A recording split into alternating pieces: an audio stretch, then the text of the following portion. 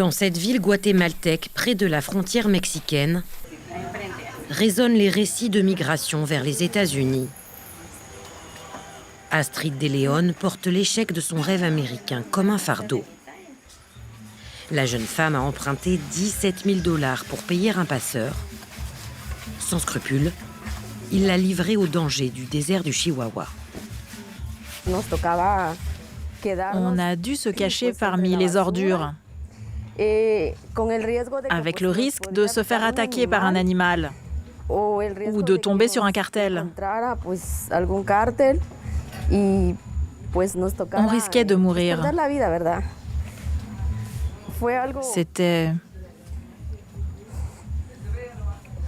très difficile pour moi.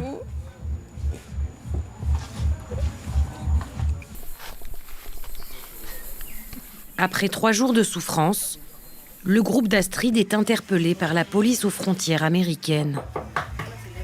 2 semaines plus tard, elle est expulsée. Sans l'aide de cette boulangerie solidaire, Astrid vivrait aujourd'hui dans une extrême précarité. Depuis l'an dernier, l'administration Trump expulse les migrants dans ses avions militaires des Boeing C-17. Des opérations musclées pour montrer son intransigeance contre l'immigration clandestine. L'agence ICE mène une campagne de déportation massive. Francisco Pedro a été arrêté à Fort Smith dans l'Arkansas et renvoyé au Guatemala. Son espoir, pouvoir un jour retourner aux États-Unis. Peut-être que ça arrivera, mais bien plus tard. Il faut attendre qu'il fasse tomber Donald Trump, parce que pendant les prochaines années, la législation va nous être hostile. Il n'y a qu'à voir sa façon de gouverner. Il expulse tout le monde. Selon l'Institut guatémaltèque des migrations, en 2025, 55 000 personnes ont été renvoyées, contre 77 000 en 2024. Une baisse qui ne s'observe pas partout dans le pays. À Coatepeque, des milliers de personnes expulsées par voie terrestre se rendent à la mairie. Buenos días. Tatiana Lopez les accompagne dans leur recherche d'emploi ou de formation. Nous avons reçu un très grand nombre de personnes expulsées. Il y en a de plus en plus. On a des statistiques de différentes villes et Coatepeque a enregistré 10 000 migrants expulsés. Nous avons pu en contacter 2 000. Roberto Baran n'a pas été expulsé par les autorités américaines.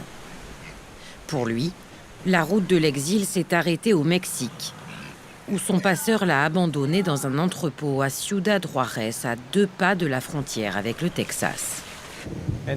J'ai décidé de renoncer. Si ce n'est pas la volonté de Dieu que je parte dans un autre pays. Si je peux trouver de l'argent pour un passeur, je peux aussi en trouver pour construire ma maison au Guatemala. Grâce à ses efforts, Roberto a remboursé les 9 000 € empruntés pour payer le passeur. Il gagne désormais sa vie en élevant des cochons. La vente de viande de porc est le gagne-pain de ses commerçantes. Véronica Thomas a réalisé le rêve de tant de femmes de la région, rejoindre les États-Unis et envoyer de l'argent à sa famille. Mais après 6 ans à Kansas City, elle est rentrée au pays de son plein gré, désenchantée.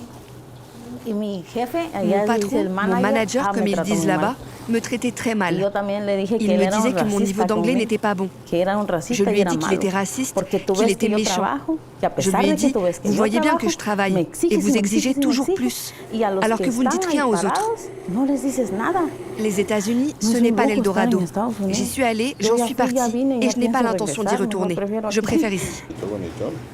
Les bénéfices tirés de la vente de charcuterie assurent à ces femmes des revenus déclarés dans un pays où 70% de l'emploi est informel.